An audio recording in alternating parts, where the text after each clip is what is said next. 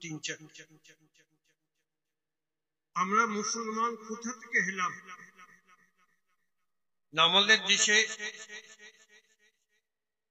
পীরে তরিকত সুলতানুল হিন্দ খাজা আজমিরি গরিবে নওয়াজ মাইনুদ্দিন চিশতি রহমতুল্লাহ আলাইহি নবীর আদেশে নবীর হুকুমে ভারতবর্ষে এসে ইসলাম প্রচার করেন। তারই দৌলতে আপনারা আমরা মুসলমান।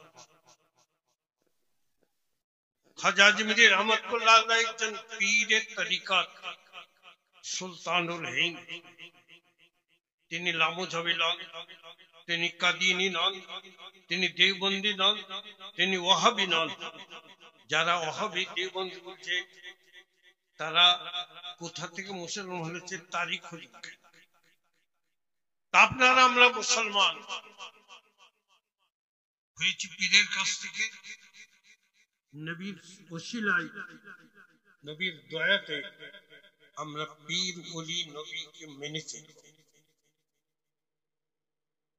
আল্লাহ নবী আল্লাহ রাব্বুল আলামিন পবিত্র কোরআন মাজিদে বলেন, ওয়ালা তামুতুন্না ইল্লা ওয়া আনতুম মুসলিমুন, তোমরা মরিও না যতক্ষণ না মুসলমান হও। আমরা মুসলমানের ঘরে জন্মগ্রহণ করেছি, আমরা যেন মরণ পর্যন্ত মুসলমান হয়ে থাকি, মরণের সময় মুসলমান হয়ে ঈমান নিয়ে নবীর মহব্বত নিয়ে যেতে পারি, এই আমাদের কামনা, এই আমাদের সাধনা। আল্লাহ রাব্বুল আলামিন নবী বলেন, আল্লাহ নবী রাসূলুল্লাহ সাল্লাল্লাহু আলাইহি ওয়াসাল্লাম একদিন একটা রেখা টানলেন। খাত্তা লানা ফি রাসূলুল্লাহ সাল্লাল্লাহু আলাইহি ওয়াসাল্লাম একটা রেখা টানলেন, সোজা রেখা।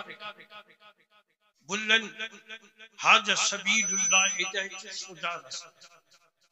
একটা সোজা রেখা টানলেন, যেমন রাস্তার মধ্যে রেখা হয়, সরল রেখা টানলেন, বললে এটা সোজা রাস্তা।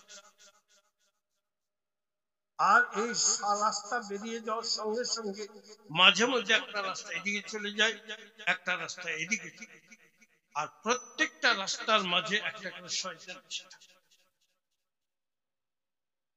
মুহাদ্দিস হক দেহলভী রাহমাতুল্লাহ আলাইহি আশাতুল লুমাত গ্রন্থ বলেন, এই হাদিসের ব্যাখ্যা আলোচনা করেন যে সোজা রাস্তা, সিরাতুল মুস্তাকিম, নাজাত প্রাপ্ত রাস্তা হচ্ছে এই সুন্নি জামাতের রাস্তা। নবী পাক সাল্লাল্লাহু আলাইহি ওয়াসাল্লামের যে মত পথ ছিল, যে আদর্শ ছিল, সাহাবায়ে কেরামের যে মত পথ আদর্শ ছিল, উলামায়ে মুজতাহিদিন গণের যে মত পথ আদর্শ ছিল, আউলিয়ায়ে কেরাম বুজুর্গানে দ্বীনের যে মত পথ আদর্শ ছিল, সেটাই সুন্নি জামাতের আদর্শ, সেটা আহলে সুন্নাতের মত পথ। সেটাই কি বলা হয় বর্তমান যুগে মাসলাকে আলা। সুন্নি জামাতের যে মত বর্তমান যুগে, সেটাই মাসলাকে আলা। এই সুন্নি জামাতকে আল্লাহ রাব্বুল আলামিনের নবী বলেন ৭৩টা দল হবে মুসলমানদের মধ্যে, এই একটা দল জান্নাতি হবে আর ৭২টা জাহান্নামী চলে যাবে। সেই জান্নাতি দল হইছে এই সুন্নি জামাতের মুসলমান। আপনারা আমরা নবীকে মানি, সাহাবায়ে কেরামকে মানি, ওলি গৌস কুতুবকে মানি, পীর ওলিদেরকে মেনে চলি, খাজা আজমিরি রহমতুল্লাহ আলাইহিকে মেনে চলি, মুজাদ্দিদ আল-ফিসানি রহমতুল্লাহ আলাইহিকে মেনে চলি, ইমাম রব্বানি মুজাদ্দিদ আল-ফিসানি রহমতুল্লাহ আলাইহিকে মেনে চলি, গৌসুল আজম বড় পীর কিবলা রাদিয়াল্লাহু তাআলা মেনে চলি। তাদের আদর্শ মেনে চলি বলি আমরা সুন্নি জামাতের মানুষ, আর এই দলই হচ্ছে জান্নাতি। এক নম্বর কথা। দ্বিতীয় নম্বর কথা হচ্ছে আল্লাহ রাব্বুল আলামিন বলেন, ইয়া আইয়ুহাল্লাযীনা আমানু তাকুল্লাহা ওয়া কুনু মা'আস-সাদিকিন। হে ঈমানদারগণ, আল্লাহ বলছে হে ঈমানদারগণ,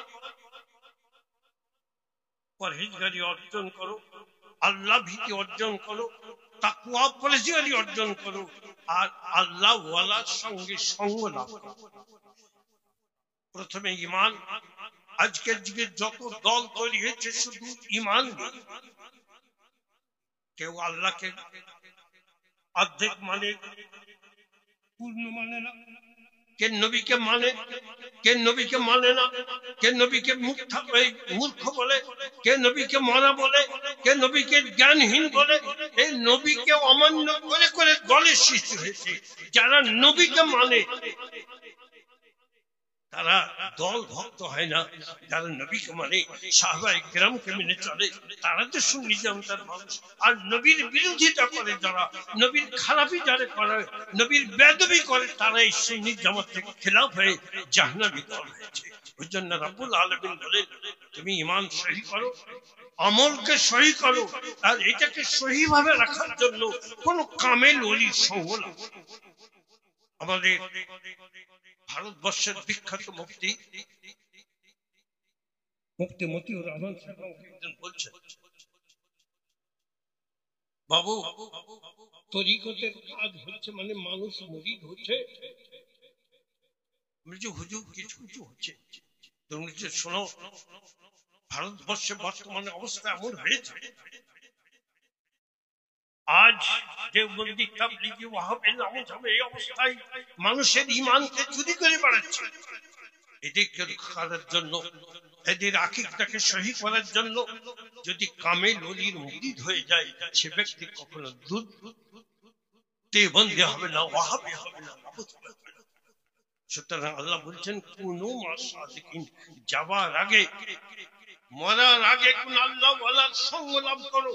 যদি সঙ্গ তোমার ভালো থাকে, নবীর সঙ্গ লাভ করতে পারো, সাহাবায়ে কেরামের সঙ্গ লাভ করতে পারো, ওলিয়া উলিয়া গোস কুতুবের সঙ্গ লাভ করতে পারো, যে আল্লাহর ওলির সঙ্গতে আল্লাহর ওলিদের যেমন ভয় থাকে না, নবীদের কোনো যেমন ভয় নাই, শহীদগণের যেমন কোনো ভয় নাই, তোমার ভয় থাকবে না যদি তুমি তাদের সঙ্গ হয়ে একত্রিত থাকো। 2 নম্বর কথা। 3 নম্বর কথা হচ্ছে, আমি ধর্ম শিখবো কার কাছ থেকে? আমি ধর্ম শিখবো কার কাছ থেকে? একটা জেনাকারের কাছ থেকে ধর্ম শিখবো, এক মদখোরের কাছ থেকে ধর্ম শিখবো, এক মিথ্যুকের কাছ থেকে ধর্ম শিখবো, এক শরাব পানের কাজ করেন ধর্ম শিখবো, না মোবাইলের কাছ থেকে ধর্ম শিখবো, না আল্লাহ ওয়ালার কাছ থেকে ধর্ম শিখবো, আলেমের দ্বীনের কাছে সব ধর্ম শিখবো, হক্কানি আলেমের কাছে দিন ধর্ম শিখবো? কার কাছে? ধর্ম শিখতে গেলে যে ধার্মিক আল্লাহ ওয়ালা বুজুর্গানে দ্বীন, ওলামায়ে দ্বীন, ওলামায়ে হক্কানি আলেম, তাদের কাছে আমি ধর্ম শিখি। যদি মোবাইলের কাছে ধর্ম শিখি তো মোবাইলে ভালো আছে খারাপ আছে, কোন জায়গা শিখবে শিখতে পারবে। আজকের যুগে ছেলেদের, বিশেষ করে বাংলা শিক্ষিত যুবকরা মনে করছে আলেম ওলামা কিছু জান না, মোবাইল বেশি জানে। এই মোবাইলের কাছ থেকে শিক্ষা লাভ করে কেউ দেওবন্দি হচ্ছে, কেউ ওয়াহাবি হচ্ছে, কেউ লামজাবি হচ্ছে, ইসলাম থেকে খালি হচ্ছে। সুতরাং তুমি ধর্ম শিখবা কার কাছ থেকে সেটা বাঁচাই। আগে যাচাই করে আমি ধর্ম শিখবো কার কাছ থেকে?